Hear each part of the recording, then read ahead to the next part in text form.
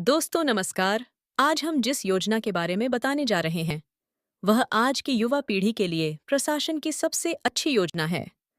हम अपने चैनल में टूर के साथ साथ कुछ हितग्राही मूलक योजनाओं के बारे में भी जानकारियां देते हैं, क्योंकि समुदाय से जुड़कर कार्य कर रहे हैं। इसीलिए हमारा प्रयास हमेशा यही रहता है कि हम अधिक से अधिक और योजनाओं से संबंधित अच्छी अच्छी जानकारियां आप तक पहुंचा सकें, ताकि समाज के किसी भी वर्ग को, किसी भी बेरोजगार युवक युवती को इन योजनाओं का लाभ मिलता है तो हमारे वीडियो बनाने का मकसद पूरा हो जाएगा।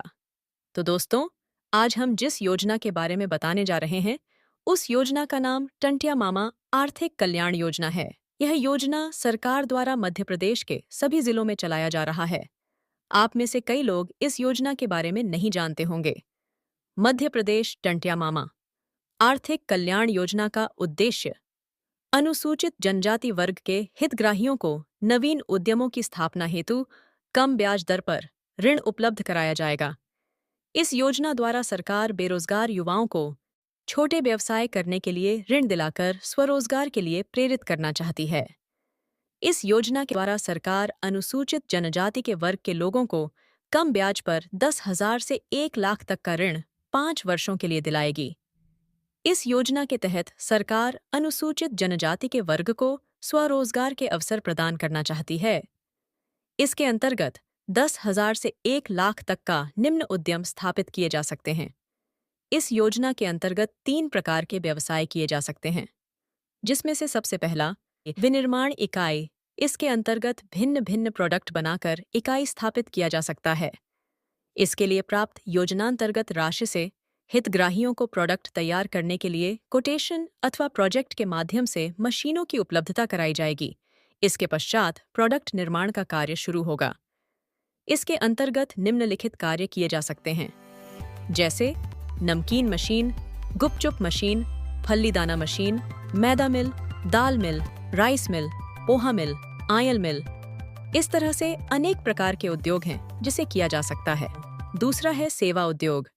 इसका अर्थ यह होता है कि वे सभी कार्य जो ग्राहकों को सेवा के रूप में करके दिया जाता है और बदले में उस कार्य का दाम लिया जाता है, जैसे 2 व्हीलर, टीवी, पंखा, फ्रिज, मोबाइल, फर्नीचर आदि के मरम्मत का कार्य एवं photocopy, hair salon, beauty parlour, photo studio, सिलाई कार्य, ये सभी व्यवसाय हैं।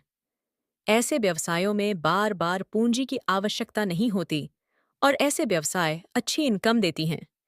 इसके लिए हितग्राही को कुशल होना आवश्यक होता है। और तीसरा व्यापार का कार्य है। इसके अंतर्गत कार्यालयों, घरों, खेतों, तालाबों, स्वयं के उपयोग एवं दैनिक जीवन में उपयोग होने वाले वस्तुओं को बड़े दुकानों या होलसेल से खरीद कर बेचना व्यापार के अंतर्गत आता है, जैसे किराना सामान, जनरल स्टोर्स, इलेक्ट्रिक या इलेक्ट्रॉनिक वस्तुएं, जूता चप्पल, कपड़े, हार्डवेयर की दुकान, कृषि उपकरण आदि। तो दोस्तों, आप लोगों को थोड़ा मेहनत करना पड़ेगा। मेहनत करने से सब हासिल हो जाता है, कुछ असंभव चीजों को छोड़कर। हाँ, इसके लिए धैर्य और साहस की जरूरत है। शर्म का भी त्याग करना होगा, क्योंकि बहुत से ऐसे लोग भी हैं जो शर्म के कारण अच्छे अच्छे धंधे छोड़ देते हैं। तो इन सभी बातों का विशेष ध्यान देना होगा। कुछ हमारे दोस्त ऐसे भी हैं जो बोलते हैं ऐसा कुछ नहीं है, सब बकवास है। तो मैं अपने ऐसे दोस्तों के लिए कुछ बोलना चाहती हूँ कि आपकी लड़ाई आपको खुद लड़नी होगी, कोई दूसरा लड़ने नहीं आएगा। लोग अज्ञानतावश या सही मार्गदर्शन नहीं हो पाने के कारण हार मान लेते हैं। ये विभाग, ये योजनाएं, ये संस्थाएं उनके लिए नहीं बने हैं जो वहां कुंडी मार के बैठे हुए हैं। ये सब आप लोगों के लिए है और आपको अपना हक हक से लेना होगा। अपनी जिंदगी तो जानवर भी जीते हैं।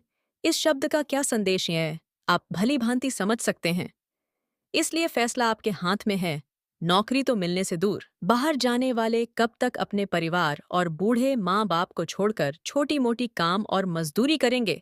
एक दिन तो घर ही आना है, इसके बाद क्या होगा। तो दोस्तों, आपको लगता है मैं कर सकता हूं तो जरूर करो। आपका फैसला आपका है। जिस दिन सफल हुए उस दिन दुनिया कदमों में झुकेगी, सारे पराये अपने हो जाएंगे। व्यवसाय के लिए कुछ विशेष बातों का ध्यान रखना बहुत जरूरी है, और वो ये है कि वस्तुओं की मांग, उपयोगिता और खपत के लिए स्थान का चयन बहुत जरूरी है। इसका चयन सोच समझकर करना होगा। दोस्तों, आपको परेशान होने की जरूरत नहीं है। इनमें से बहुत सी ऐसी योजनाएं हैं जिनका लाभ उठाकर आप अपने व अपने परिवार की आर्थिक स्थिति में बदलाव ला सकते हैं। अब बात आती है कि क्या करना होगा, कहाँ जाना पड़ेगा, किससे संपर्क करना पड़ेगा, इन सब के बारे में आपको पूरी जानकारी देंगे। तो दोस्तों, वीडियो पूरा देखना होगा। जैसा कि पहले भी बता चुके हैं, इस योजना का संचालन सहायक आयुक्त आदिवासी वित्त एवं विकास निगम द्वारा संचालित होता है, जो मध्य प्रदेश के सभी जिलों में स्थापित है। जो आवेदक इस योजना का लाभ लेना चाहते हैं, वे समस्त पोर्टल के माध्यम से ऑनलाइन आवेदन कर सकते हैं एवं समस्त डॉक्यूमेंट की फाइल तैयार कर उक्त विभाग में संपर्क कर सकते हैं। इसके लिए आप अपने करीबी और संबंधित विभागों से जानकारी ले सकते हैं। इन सभी योजनाओं में आवेदन करने के लिए सरकार की पोर्टल, जिसे समस्त पोर्टल कहा जाता है, वहां से सबसे पहले ऑनलाइन आवेदन करना होगा।